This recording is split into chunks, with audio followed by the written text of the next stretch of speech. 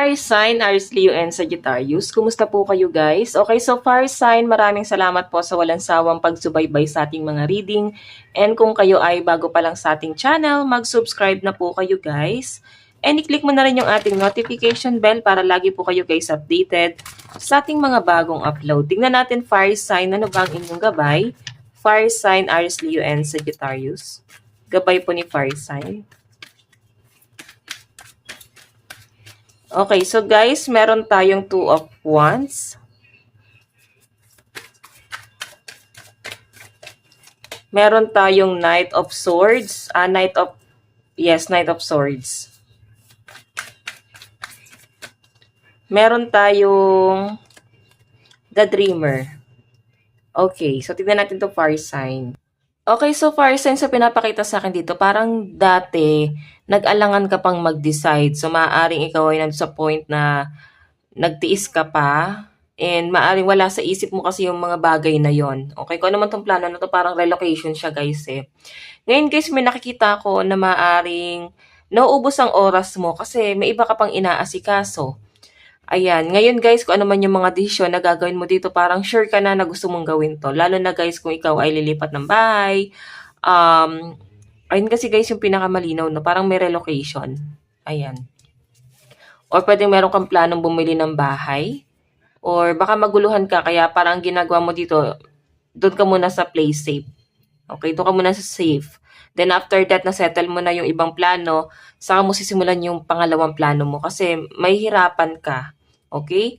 So, tingnan natin fire sign. Ano naman tong The Dreamer? Ano po itong The Dreamer?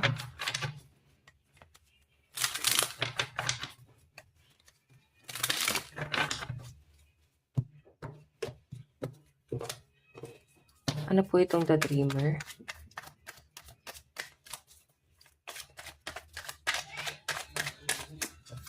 Meron tayong Judgment.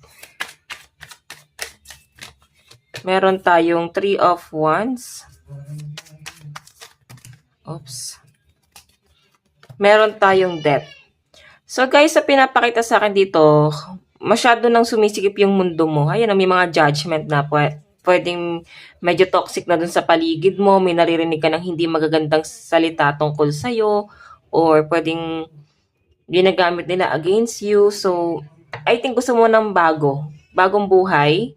So, I think meron kang planong gagawin dito guys na paglayo eh. Paglayo talaga siya. Pwedeng paglipat nga ng bahay or pag-change ng career. Ngayon guys, may lalakarin ka, may asikasuhin ka, and isusure mo na mababago nito yung buhay mo. Kung ano man itong lalakarin at asikasuhin mo ngayong araw. Okay? So, ayan, mag-ingat ka lang, no? Kasi kahit palayo ka na, may mga marites pa rin. Tingnan natin, ano pang ipapakita? Ano tong Knight of Swords? Ano po yung Knight of Swords?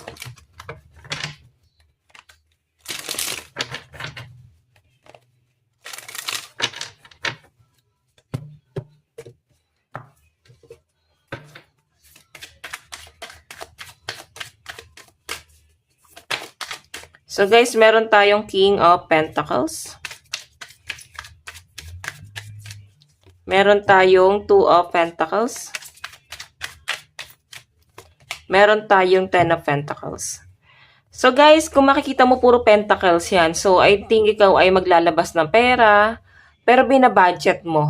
Okay? Siguro hindi mo kakayanin yung pagbabudget, kaya maaaring hihingi ka ng tulong sa kapatid or sa pamilya, sa kamag-anak, or sa person mo. Kumbaga, magtutulungan kayo rito guys sa mga gastusin sa pinapakita sa akin. So ayan, Ten of Pentacles. Patungkol to guys sa sa pamilya, I think sa bills, meron kayong gustong planuhin.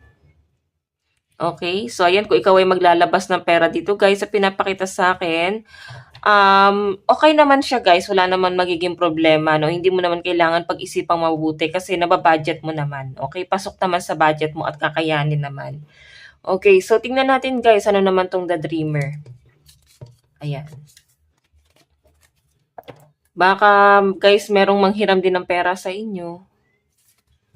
Ano naman tong The Dreamer? Spirit guide.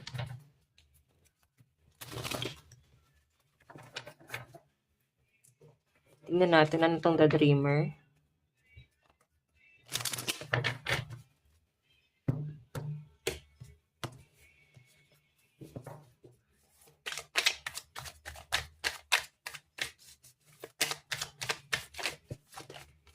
Wow, the star. Maganda to guys. Puro buhos biyaya ka, oh.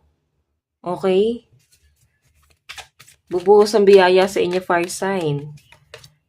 9 of Cups, maaaring makuha mo yung mga bagay na gusto mo ngayon. Okay? Kasi sinisimulan mo na siya eh. Ay no, humahakbang ka na dito. Meron tayong Knight of Pentacles. Then meron ding tulong na paparating sa inyo guys sa pinapakita sa akin dito. Okay? 5 of Pentacles. Ito guys ay struggle pagdating sa finances. Pero I think, siguro kailangan piliin mo kung sino yung masasandalan mo, lalo na pagdating sa love life, fire sign. Hindi naman sa parang nanggagamit, pero parang yun yung kailangan mong gamitin ngayon yung utak mo. Yung someone na matutulungan ka sa financial. Okay? 5 of Pentacles. So, hindi yung para bang hihilahin ka na naman pababa. Maaring na-experience na yan ng mga fire sign, na maaring ikaw ay napunta sa relationship na para bang pabagsak ka, hindi ka hinayaan mag-grow. So, tignan natin guys, pagdating naman sa love life mo, ano ang ipapakita? Sa love life naman po ni fire sign,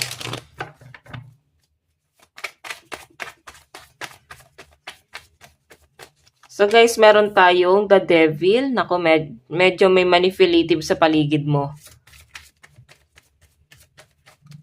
Meron tayong 5 of Pentacles. Okay. Meron tayong 10 of Cups. Okay, so fire sign, parang ang sinasabi sa akin dito, huwag mong hayaan na paikot-ikutin ka na lang ng taong to. Huwag mong hayaan na para bang ikaw na lang yung laging naghahabol. Hindi na worth it, guys. Alam mo yung feeling na nagkakaroon ng ending sa inyo, sabi na natin naghiwalay na talaga kayo. Pero alam mo yun, minamanipula ka pa rin ng taong to guys, pinapaikot, ginagamit ka pa rin. I think hindi ka rin niya kayang i-let go kasi meron pa rin siya guys nakikita sa inyo na potential. Okay? So mag-iingat ka, huwag mong hayaan na yung sarili mo ay parang niloloko ka na lang ng taong to, pinahabol ka, tapos sa huli ikaw yung parang kawawa dito guys. Ay no, 5 of Pentacles, ikaw yung mag-isa dito. So, I think magkakaroon ka dito ng direction. Lalo na pamilya yung kailangan mong pagtuunan ng pansin dito. Kung may pamilya kayo ng taong to, fire sign, sa pinapakita sa akin, yun na lang din yung pinagtutuunan mo ng pansin. And itong person na tinitingnan mo ngayon, or kakonect mo pagdating sa relationship, no? Medyo siya guys marami siyang dinedemand, marami siyang hinahanap dito sa relationship na to guys. Isa rito guys sa inyong dalawa mataas ang ambisyon. Okay? So, sa taas ng ambisyon guys, baka siya yung hihila sa inyo pababa. Kasi parang kompetisyon na yun ang nangyayari eh. Okay? So, tignan natin guys, love advice. Meron tayong reconciliation. Diba? Ayan no, pahabulin ka na naman. Someone from the past, maaring makikipag-reconcile sa inyo guys. Meron tayong calling in your soulmate. So, parang ang sinasabi nga rito guys, tinatawag na ni universe yung para sa'yo. Malapit na siya guys, paparating na. And wag mong hayaan yung sarili mo na maikot, no? Mabilog na itong taong to, yung ulo mo. Someone from the past, maaaring madidistract ka na naman.